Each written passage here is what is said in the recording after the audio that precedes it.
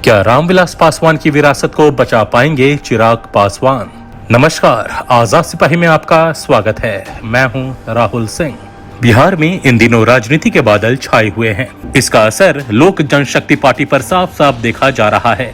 पिछले कई दिनों से लोक जनशक्ति पार्टी में ऐसी रार मची हुई है जिसका साइड इफेक्ट आने वाले दिनों में बिहार की राजनीति में देखा जा सकेगा। रामविलास पासवान के निधन के बाद चिराग के कंधों पर पिता की विरासत को आगे बढ़ाने की जिम्मेदारी आन पड़ी।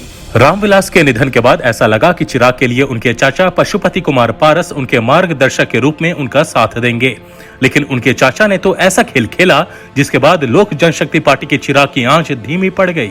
अब चिराग पासवान के सामने अपने पिता रामविलास पासवान की विरासत को बचाए रखने की चुनौती है। अब सवाल यह उठता है कि क्या चिराग पासवान फिर से लोक जनशक्ति पार्टी के चिराग को जलाए रखने में कामयाब हो पाएंगे या पार्टी की ही तरह पिता की विरासत भी उनके हाथ से फिसल जाएगी। अब चिराग की ओर से उनका खुद का लिया गया एक एक निर्णय उनका राजनीतिक भविष्य तय करेगा। इन सवालों के जवाब से जो बात सामने निकल कर आ रही है वह यह है कि विरासत बचे न बचे, लेकिन चिराग पासवान उसे आसानी से जाने नहीं देंगे। चिराग के सामने अपना व्यक्तिगत राजनीतिक वजूद बचाने के लिए एक विकल्प सामने आ गया है, लेकिन इस विकल्प को अपनाने से पहले उन्हें काफी सोच विचार करना होगा।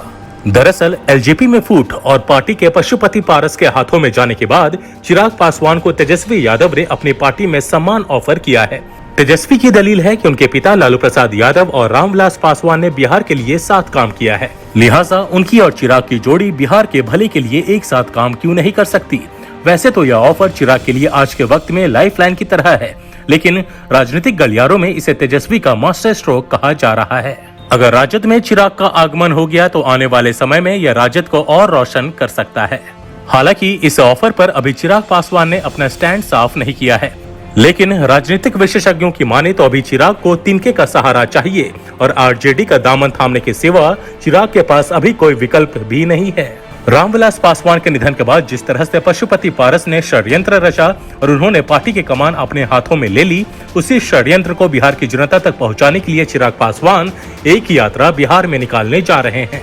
इस यात्रा के जरिए जनता से जुड़ने की कोशिश भी होगी और पिता के निधन की सहानुभूति पाने का अवसर भी हाथ आएगा। हालांकि विधानसभा चुनाव में यह सहानुभूति चिराग पासवान और उनकी पार्टी हासिल नहीं कर पाई थी, लेकिन झटकों के इस दौर में सहानुभूति पाने की एक उम्मीद फिर से जग गई है।